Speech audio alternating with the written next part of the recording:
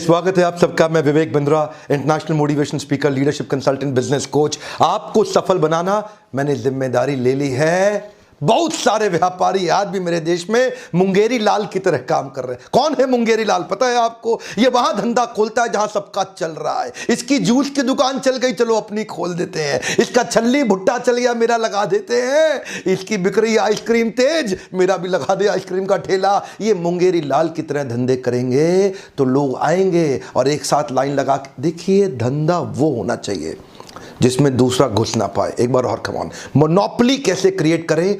Create करेंगे entry barrier खड़ा करके। क्या होता है एंट्री बैरियर? आज कमाल का फॉर्मूला देने जा रहा हूं। हाईवे पे जाओ, एक कचौड़ी वाला चल जाता है, 50 और आ जाते हैं। एक मोमोज वाला चल जाता है, 50 और आ जाते हैं। एक छल्ली वाला चल जाता है, 50 और आ जाते हैं। क्या हो रहा है ये देश के अंदर? ऐसे धंधा किया जाता है। हमारे देश के व्यापारी सब मुंगेरी लाल बने हुए हैं। आज वही मुंगेरी लाल को बाहर निकालूंगा। मैं आपसे बात कर रहा हूं, ध्यान देना। व्यापार ऐसा करूं कि दूसरा घुस ना पाए। अपने बिजनेस को एक मोनोपोली अपनी मार्केट में कैसे क्रिएट जानना चाहते हैं? कुछ टिप्स देने जा रहा हूं। मेरा पहला टिप है, मैं जो आपके सामने टेक्निक्स दे रहा हूं उनको बोलते हैं एंट्री बैरियर। क्या कहते हैं? Entry barrier. अपने व्यापार को कुछ ऐसा बना दो कि दूसरा वाला पीछे से घुस ना पाए। ये देखिए, ये नीला समुद्र है, ये लाल समुद्र है। इधर सब के सब आपस में लड़ रहे हैं। इसने एक बैरियर क्रिएट किया, ये आगे निकल गया, बाकी पीछे रह गए। अपने व्यापार में आगे निकलना चाहते हो? सारे टिप्स देखना ध्यान से। ये आगे निकल गया, बाकी पीछे, आपस में एक दूसरे कट थ्रोट। क्या बोल रहे हैं? कट थ्रोट, एक दूसरे का गला काटने वाला लगे। क्या आपके साथ भी डिस्काउंट देना पड़ता है आपको? उधारी देनी पड़ रही है आपको? ये डिस्काउंट उधारी सब बंद। आज धंधा करेंगे कैश में, मुनाफा कमाएंगे मोटा। ध्यान दीजिए आगे कैसे निकलना है। मेरा पहला पॉइंट है इंटेलेक्चुअल प्रॉपर्टी प्रोटेक्शन। क्या अर्थ हुआ इसका? कोका कोला का एग्जाम्पल देते हैं आपको। कोका कोला क्या है? एक ऐसा सोल्यूशन सिरप बनाया है कोका कोला ने। अपनी कोल्ड ड्रिंक खुद नहीं बनाता, बॉटलर को बोलता है कार्बोनेटेड पानी मिलाओ, चीनी मिलाओ मेरे सिरप में। उसके सिरप के बारे में 1891 से शुरुआत करी, आज तक सिरप के बारे में किसी को नहीं पता कि कोई जानता ही नहीं उसका सिरप कैसे इसको क्या बोलते हैं? Trade secret. एक्चुअल फॉर्मूला आज तक कुछ ही गुमनाम लोगों को पता है। और वो गुमनाम कौन है? उनका कोई नाम नहीं, उनकी कोई पहचान नहीं।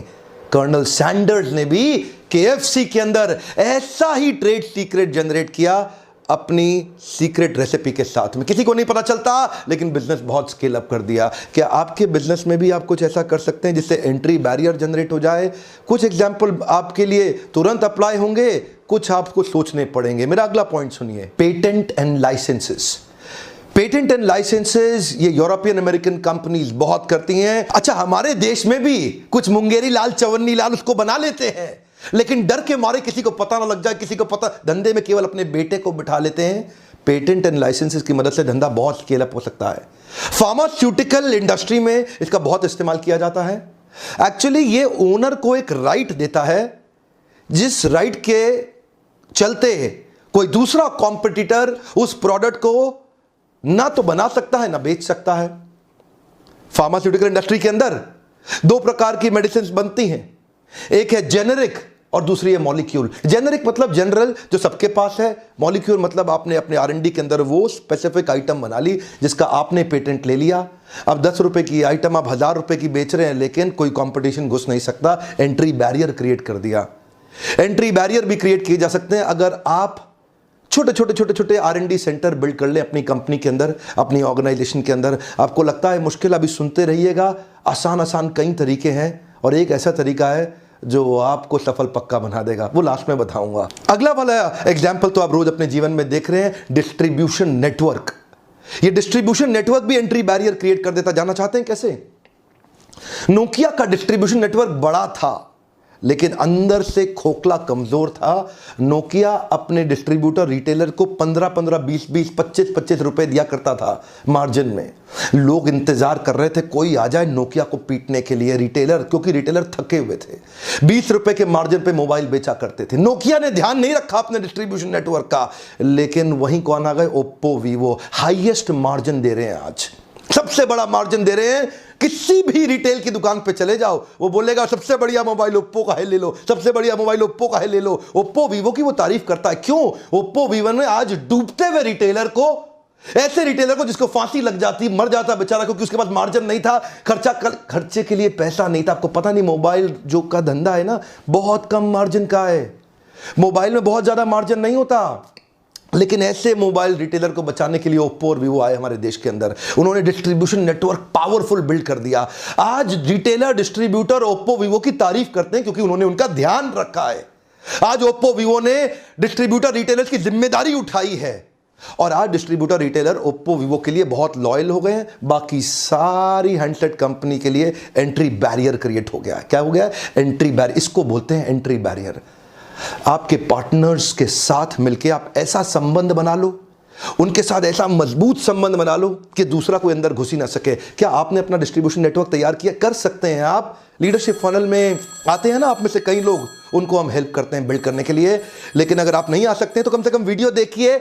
बहुत तरीके हैं एंट्री बैरियर बिल्ड करने के। मैं कुछ और बताने जा रहा हूं। जब सैमसंग और नोकिया एक के बाद एक रिटेलर को घाव पे घाव दिए जा रहे थे और उस पर नमक छिड़क के मुस्कुरा रहे थे, हमारा मोबाइल अपने आप बिकता है, रिटेलर क्या बेचेगा, तभी उनके घाव पे, उनके जख्म पे मरहम लगाने के लिए करण अर्जुन की तरह आए ओप्पो वीवो, जिन्होंने आकर डिस्ट्रीब्यूशन नेटवर्क बनाया। वो मां बोलती थी ना, मेरे करण अर्जुन आएंगे, मेरे करण अर्जुन आएंगे, मेरे करण अर्जुन आएंगे, मेरे करण अर्जुन आएंगे, मेरे करण अर्जुन आएंगे। आ गए ओप्पो और वीवो। ऐसा डिस्ट्रीब्यूशन नेटवर्क को एम्पावर किया। एक एक रिटेलर बोला, देखो देखो हमें बचाने वाले करण अर्जुन आ गए हैं। ओप्पो वीवो की इंटेलिजेंस देखिए। डिस्ट्रीब्यूशन नेटवर्क को इतना एम्पावर किया, रिटेलर उनका साथ दे। क्यों नहीं देगा? क्योंकि उन्होंने रिटेलर को बचाया है। डूबते हुए रिटेलर को ईमानदारी से इज्जत दी है, उसको सपोर्ट दिया है। इसीलिए आज एंट्री बैरियर आ गया, इतना पावरफुल एंट्री बैरियर। अपने पार्टनर्स को मजबूती दीजिए।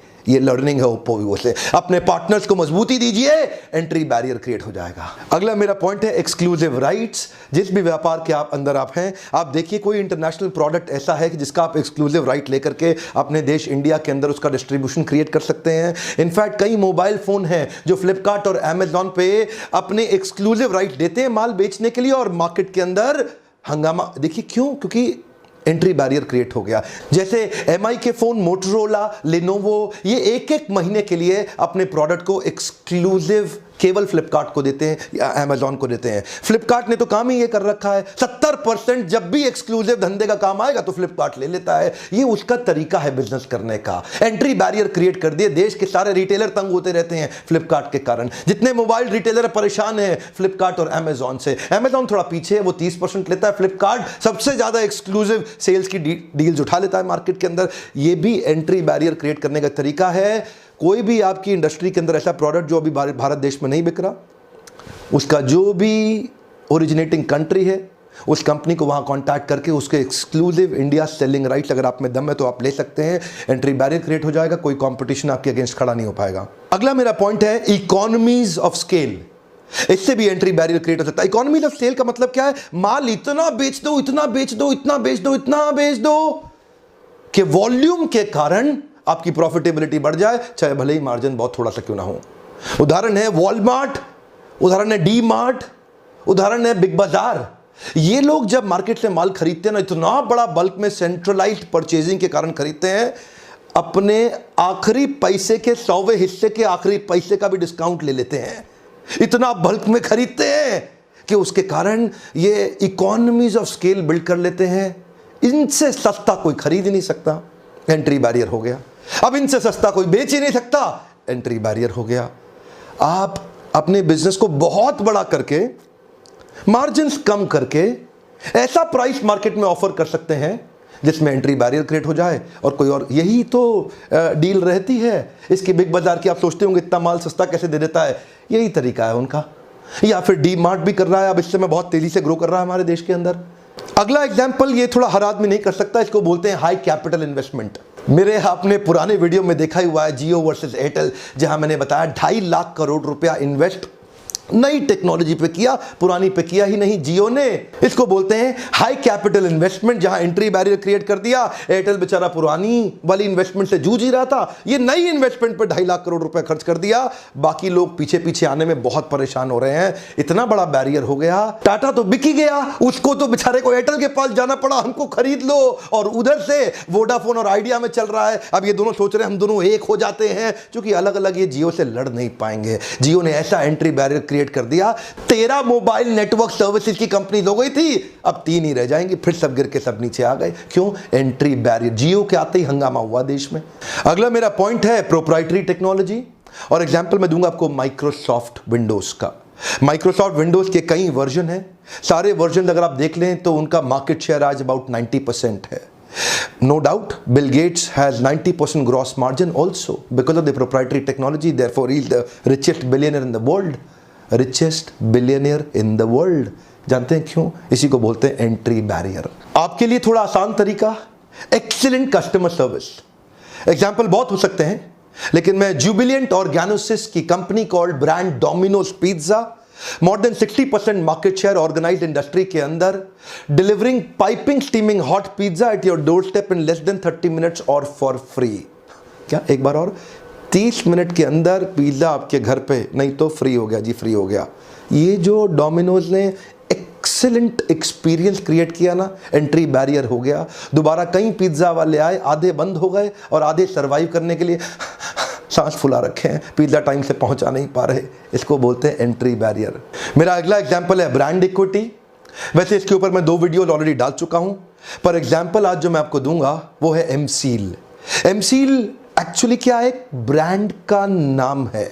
एमसील प्रोडक्ट का नाम नहीं है। एक बार और, सिनोनिमस ब्रांडिंग का एग्जांपल है। देश का नमक टाटा, ठंडा मतलब कोका कोला, नूडल मतलब मैगी, एडेसिव मतलब फेविकॉल। आज इतनी सारी सिनोनिमस ब्रांडिंग हो रखी है, उससे एंट्री बैरियर जनरेट हो जाता है। एमसील ने भी एंट्री बैरियर जनरेट कर दिया। एमसील होता क्या है? एक्चुअली प्रोडक्ट को बोलते हैं एपॉक्सी कंपाउंड, लेकिन प्रोडक्ट के बारे में किसी को नहीं पता। वो ब्रांड इतना पॉपुलर हो गया कि प्रोडक्ट एपॉक्सी कंपाउंड का नाम तक किसी को नहीं पता। एंट्री बैरियर हो गया। जिसको खरीदने की जरूरत पड़ेगी बोलता भैया एमसील देना, भैया एमसील देना। कभी नहीं बोलता एपॉक्सी कंपाउंड देना, भैया एमसील देना। एंट्री बैरियर हो गया बाकी सारे ब्रांड्स के लिए। आपने वो पुरानी एड देखी थी?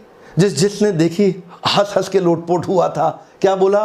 वो मोटा सा हट्टा कट्टा लड़का अपने पिता से बोलता है 2 जीरो और डालो, 2 जीरो वसीयत में और डाल दो। वो पिताजी की बेचारे शरीर छोड़ने ही वाले थे, लेकिन वो जीरो डलवाया जा रहा था नीचे साइन करा के, तभी एक बूंद टपकी और पहले का 1 मिट गया। एक टपकती बूंद आपकी जिंदगी खत्म कर सकती है। वहीं एमसील फेमस हो गया, एक एंट्री बैरियर क्रिएट हो गया। अगला मेरा पॉइंट है लॉयल्टी बियॉन्ड लॉजिक। और आपको पता है ना, मैं हर पॉइंट के पीछे केस स्टडी देता हूं। मेरे क्लाइंट्स हैं, अच्छा हमदर्द भी मेरा क्लाइंट है। हमने क्या देखा, हमदर्द के कुछ प्रोडक्ट थे जो हैदराबाद के अंदर इस्लाम प्रैक्टिस करने वाली कम्युनिटी के बीच में बड़े पॉपुलर थे। यूनानी प्रोडक्ट, प्रोडक्ट भी बड़े शानदार थे। बीच में हुआ ऐसा कि हमदर्द की कंपनी के अंदर स्ट्राइक हो गई, शायद लेबर यूनियन से हुआ होगा, और वो प्रोडक्ट बनना नहीं। इतने में पीछे बैद्यनाथ ने तैयारी मारी, बैद्यनाथ लेके अपने प्रोडक्ट पहुंच गया। लो भाई हमदर्द तो है नहीं, मेरा ले लो, मेरा ले लो। लोगों ने लेना तो शुरू कर दिया, लेकिन जैसे ही हमदर्द वापस आई, लोगों ने बैद्यनाथ को फिर से भगा दिया और फिर से हमदर्द का प्रोडक्ट लेना शुरू कर दिया। इसको क्या बोलते हैं? Loyalty beyond logic. कुछ मार्केट के अंदर, कुछ रीजन के अंदर आप लॉयल्टी बियॉन्ड लॉजिक जनरेट कर सकते हैं। जैसे इस्लाम प्रैक्टिस करने वाले लोग हमदर्द में बहुत फेथ रखते हैं, वो लॉयल्टी बियॉन्ड लॉजिक है। बेचारा आया तो था बैद्यनाथ, लेकिन कुछ कर नहीं पाया। ध्यान दीजिएगा, रीजनल लॉयल्टी बियॉन्ड लॉजिक भी हो सकती है, जो मैंने पिछले वीडियो में बताया। राहुल गांधी की अमेठी के अंदर लॉयल्टी बियॉन्ड लॉजिक है। कोई भी आ जाओ, राहुल गांधी को अमेठी में हरा नहीं सकते। ऐसे कई उदाहरण हो सकते हैं, रीजनल हो, नेशनल हो। आपकी मार्केट के अंदर भी आप ऐसी सर्विस क्रिएट कर दो, लोग आपको लेके लॉयल हो जाएं। कोई भी आ जाए, आप ही से माल लेंगे, किसी और का लेंगे नहीं। ये एक एग्जाम्पल था केस स्टडी का। क्या आपके मन में कुछ सवाल आ रहे हैं कि ये आपके बिजनेस में कैसे इंप्लीमेंट होगा? अगर आप अपने बिजनेस में इंप्लीमेंट करना चाहते हैं तो इस पे मैं कुछ फ्रेमवर्क्स बना के देता हूं आपको लीडरशिप फनल प्रोग्राम में, जहां कस्टमाइज तरीके से आप उससे प्रश्न कर सकते हैं कि आपके बिजनेस के अंदर एंट्री बैरियर। देखो, अगर धंधा ऐसा करोगे जो हर आदमी कर रहा है तो डिस्काउंट भी देना पड़ेगा और उधारी भी देना पड़ेगा। कभी धंधे में पनप नहीं पाओगे। असली व्यापारी वो है जो कंपटीशन को तहस नहस तक कर देता है। मैंने बिल गेट्स और मुकेश अंबानी को देखा, इनकी आदत है, पारिवारिक आदत है, पूरे कंपटीशन को तहस नहस कर देने की। आप अपने बिजनेस के अंदर ब्लू ओशन, इनोवेशन या डिफरेंशिएशन क्रिएट करना चाहते हैं और आप चाहते हैं एंट्री बैरियर लग जाए ताकि आपके बिजनेस में हर कोई ना घुस जाए और आप अपने बिजनेस को नए लेवल तक लेके जा सकें। मैं कुछ ना कुछ केस स्टडी के माध्यम से ही उस वीडियो को समझाता हूं, टॉपिक को समझाता हूं। आज भी हर पॉइंट में आपने ध्यान दिया होगा, कोई ना कोई कंपनी का, कॉर्पोरेट का एग्जांपल और केस स्टडी देके उस पॉइंट को एक्सप्लेन किया। यही मेरी स्पेशलिटी है जिसके लिए आप हर बार आइए और इन पावरफुल वीडियोस को देखिए। आज का मेरा प्रश्न बड़ा सीधा सा है, अगला कौन सा केस स्टडी देखना चाहते हैं खुल के बताइए। कुछ मैं तुरंत बना देता हूं, कुछ को बनाने में समय ले रहा हूं। मैं जानना चाहता हूं मेरे व्यूअर्स के बीच में सबसे पॉपुलर केस स्टडी कौन से बनाने की डिजायर है, जो आप मुझे कम्युनिकेट करते हैं। सबसे ज्यादा वोट आप कौन सी पॉपुलर केस स्टडी को देना चाहेंगे, मैं नीचे जाके पढ़ूंगा। जो केस स्टडीज आपकी इच्छा हो, एक दूसरे के कमेंट पे भी आप कमेंट कर सकते हैं। और प्रयास मैं करूंगा तुरंत सबसे ज्यादा डिमांडेड केस स्टडीज पे अपना अगला वीडियो बनाने के लिए। मेरा पर्पस है मैं ऑथेंटिक एंटरप्रेन्योरशिप और कॉर्पोरेट लीडरशिप इस देश में बिल्ड करूं। अगर इस प्रकार की वीडियोस आपको पसंद है, तुरंत थम्स अप, लाइक दीजिए, मेरा भी उत्साह बढ़ता है। शेयर हर उस व्यापारी को करिए व्हाट्सएप ग्रुप में जिसको इस प्रकार के वीडियो से एक मैं रिक्वेस्ट कर रहा हूं, कुछ आपका नहीं लगना, यही शेयर का बटन है, व्हाट्सएप पे दबा दो और अलग अलग ग्रुप्स में डालो ताकि लोग इनको देख के उनका फायदा हो सके। हमारे देश के व्यापारियों का मेरा पार्टनर बनने के लिए, वीडियोस देखने के लिए आपका फिर से धन्यवाद।